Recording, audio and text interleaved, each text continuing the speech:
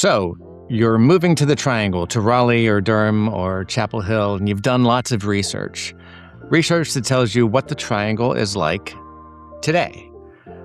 But maybe it'd be useful for you to know and for you to hear from somebody like me who's been around for a while what the Triangle is going to be like in the future. So today we're going to be talking about that. I've been in Durham for about 30 plus years. I moved here in the mid-90s. And to give you some perspective, in 1994, if you wanted to find a house, you had to look through a physical book, like a catalog.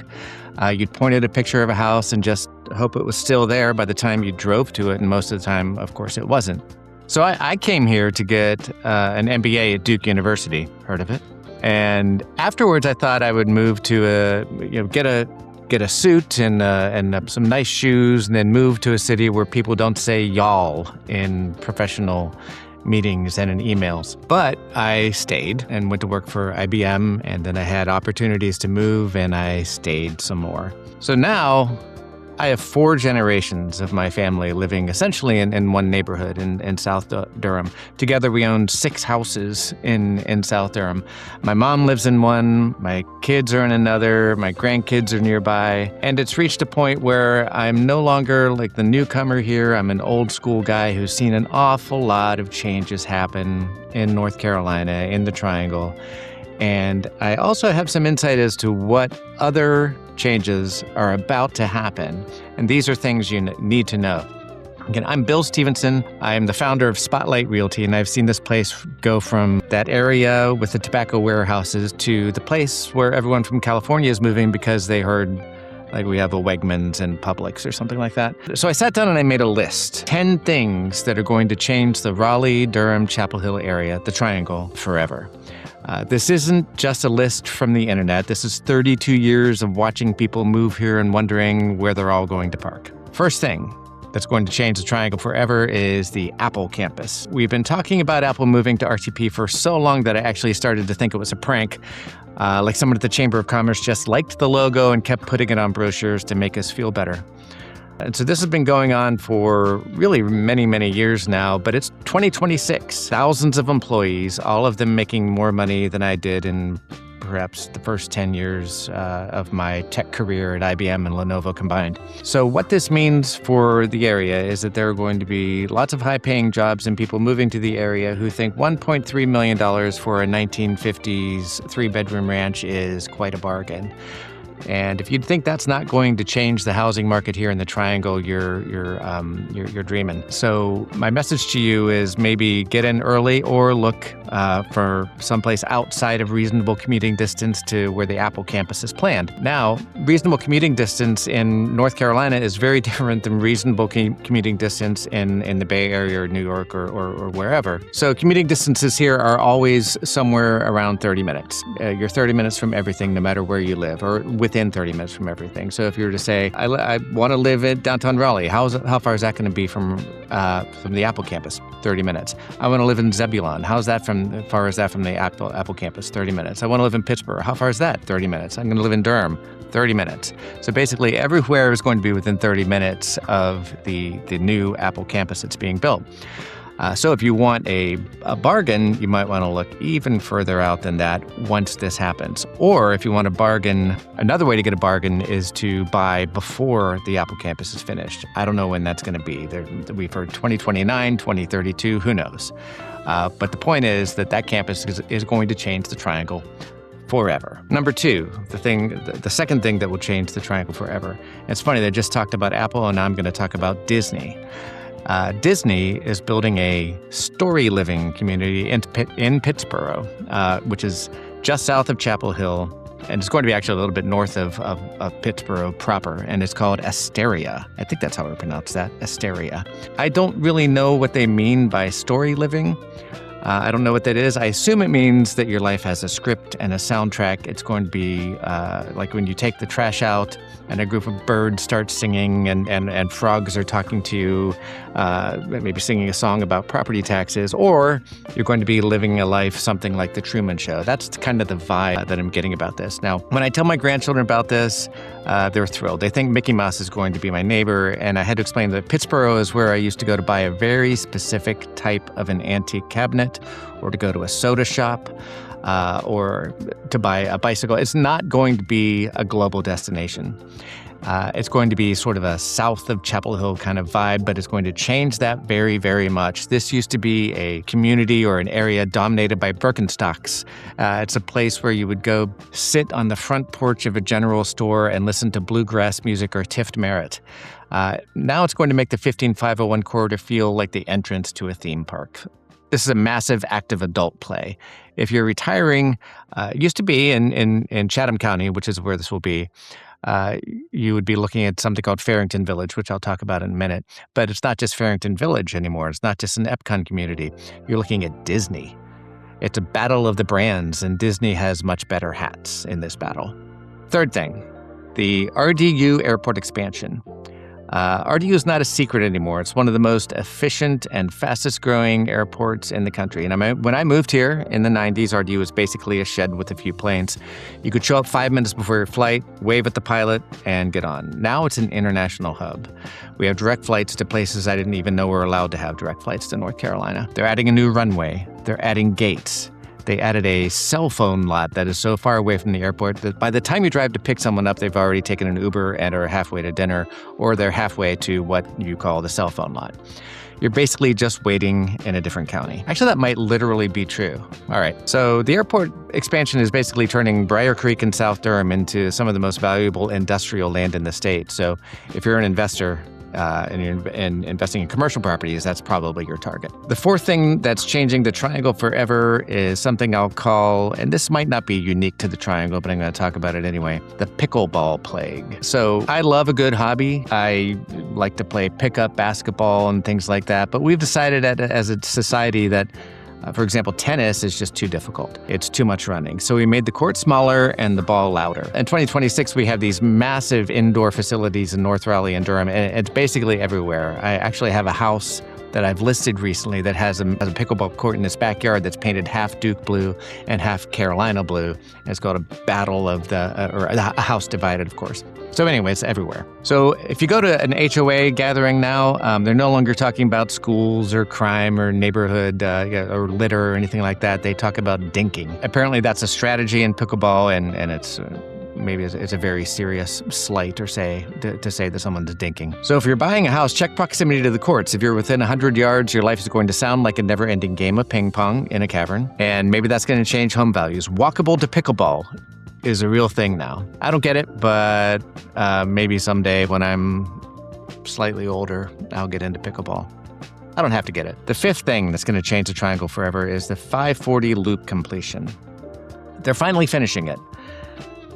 They've been working on this road since I moved here, probably before. I'm pretty sure the people who started it have since retired and moved to that Disney community in Pittsburgh. It's connecting Holly Springs to Knightdale. It's the big circle now. It's great because it means you can avoid Raleigh entirely if you want to. I'm not saying you should avoid Raleigh entirely, but if you want to go around it, you can. You can just drive in a perfect, like somebody took a compass and drew a perfect circle around the city. And you can keep driving until you lose track of where you are and you run out of gas and forget where you were going. It's making Fuquay Varina, the best named city in the Triangle, and Wendell feel like they're actually part of the Triangle instead of just places that you wind up when you're lost. So what this means is this is the sprawl trigger. The loop is where the new construction is. So if you want a 3,000 square foot house for under $600,000, you're going to become very, very good friends with the 540 toll road. The number 6 thing that will change the Triangle forever is the Northgate Mall reset, or Ellerby Square. We've been driving past that empty parking lot in North Durham since 2020, wondering if it was ever going to be anything other than a giant concrete monument to 1960s shopping. Well, it's finally happening, and it's being rebranded as Ellerby Square. But here's the thing, and this is why you have to pay attention to who you're listening to. A lot of people will tell you that this is a mixed-use residential project, because that's what the city wanted. That's what the city of Durham was trying to accomplish. But if you look at the actual site plan that Regency Centers, the people who are developing it, just filed, it's not that at all. It's retail, just retail. About 140,000 square feet for a massive anchor, which, yes, is going to be Target, the Target that everyone's been whispering about.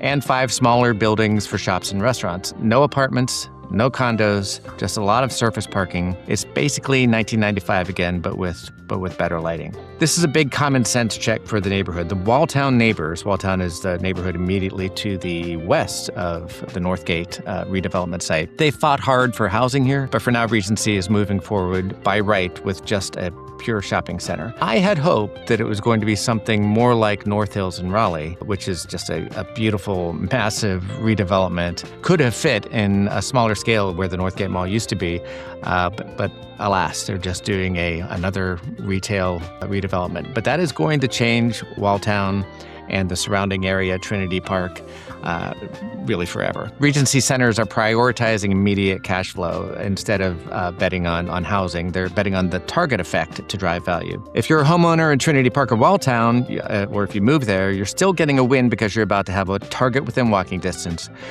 But you can't expect that sort of urban village vibe quite yet that they have in North Hills in Raleigh. Number 7, the 7th thing that is changing, that will change Raleigh-Durham forever, is the downtown Raleigh skyline. Downtown Raleigh is getting tall. We used to have a pretty modest skyline. It was like Raleigh was trying not to block anyone's view of the trees or something. Now, well, it looks like a real city. They're building the Omni. They're building residential towers that are 40 stories high. And of course, I remember when a tall building in Raleigh was 3 stories and a chimney. Now people live on the 30th floor and look down at the clouds. It's changing the urban core. It's making Raleigh feel more like Charlotte or Atlanta. I'm not sure that's a compliment, but that's what's happening. If you want walkability, this is it, but be prepared to pay a premium for a view of another building's HVAC system. The number 8 thing that's changing the triangle, something that's been happening for a little while, I'm going to call it price parity. The gap is gone. It used to be that you could move to Durham because you couldn't afford Raleigh, or you'd move to Raleigh because you wanted to look like you had a really good job. Now, a 1,200 square foot house in Durham costs just about the same as a 1,200 square foot house in Raleigh. It's $500,000 for a house that in 1984 I could have bought with a bag of groceries and a firm handshake. I just was talking with another agent today about a home on Omaha Street that I sold probably 15 years ago for $88,000. That home has now been torn down, and there are 2 homes built on that same lot, each of them for $550,000. So think of it this way. An $88,000 piece of property in Durham is now going for $1.1 million.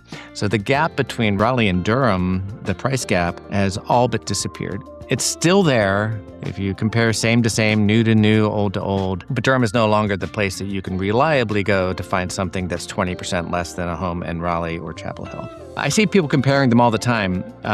Which one is better, Raleigh or Durham? It doesn't matter. They're the same price now almost. It's like comparing 2 different types of very expensive water. It's still water. You're just picking which label you like better. And which vibe you like better, I guess. So from an investment perspective and from a value perspective, I always say this is why I focus on South Durham. This is where I've lived for a long time and where I have purchased several investment properties. It's the last place where you can get that bridge lifestyle. You're basically, 15 minutes from downtown Durham and 20 minutes from downtown Raleigh and 15 minutes from downtown Chapel Hill. That's why I have properties there. I'm hedged for all those reasons in South Durham. Number 9. The train. We really want mass transit in the Triangle. We want it to be as nice as any mass transit in the country, or in the world for that matter. We just can't seem to quite get it done the way we want it. We're talking about light rail a lot, drawing lots of maps. We all want to connect, NC State and the state capitol and Duke and UNC and all those places. One of the problems is we're so spread out that it's almost impractical to plan rail stations because there'll be 10 miles between them sometimes. And then we almost thought we had it done. And Duke is a very important part of this. And Duke Hospital said that if the tracks went where they were planned to go, that would mess with some sort of equipment. So that just scuttled that whole thing. So it looks like we're settling for trains that are on wheels and ride on roads, which some people call buses. And it looks like that's what we're going to be left with, but they're going to be very efficient buses, apparently. Anyway, that should change things. All that said, we do have a really great way. If you want to get from here to Charlotte in a couple of hours without driving, we've got that part covered. As for the rest, it's like the Apple campus. It's always sort of coming soon. So we'll see where that lands us, but we're looking forward to how that changes life in the Triangle. And number 10, there's sort of a generational thing that's happened here where there was a great boom in the 80s, 90s, and early 2000s of people moving here from like me, who were Yankees moving here. And it felt like there were so many of us that it was hard to even find a local. You never knew anybody who was born in the Triangle, born in North Carolina. Now that local is a more common thing. So like my children, I moved here in their 90s. All my children were born since then, and they're locals. And everyone who moved here during the 80s, 90s, 2000s have had children, so there are plenty more locals now. And like I said, I have 4 generations of my family living here in South Durham. 2 of those generations now are going to be considered local North. They're not transplanted Yankees anymore. They're now local North Carolinians. And that changes the feel that everyone here is a newcomer to now plenty of people here now are no longer newcomers, they're natives who aren't going anywhere. And they're going to stay in North Carolina all of their lives. And that's sort of changing the Triangle forever. So while we build all those pickleball courts and lab hubs and railways, there are people here who have been here all of their lives, instead of people who were just transplanted 5 years ago. So we're going from being a transplant kind of culture to back to being a native culture, which they probably were in this area in the 1960s. So I'm Bill Stevenson. I run Spotlight Realty, and if you want to learn more about the Triangle and what makes it tick, if you're moving in 9 days or 90 days, don't just look at a spreadsheet. Talk to a guy who's been here for a while. We'll help you find a house. We'll probably see you at the grocery store. You can make an appointment with me by clicking on the QR code, or I believe my phone number and Calendly link are in the description here. I'd be pleased to talk with you for 15, 20, 30 minutes, whatever, about what life is like here and what we anticipate for the future. Again, I'm Bill Stevenson, and I hope to talk with you soon. Thanks.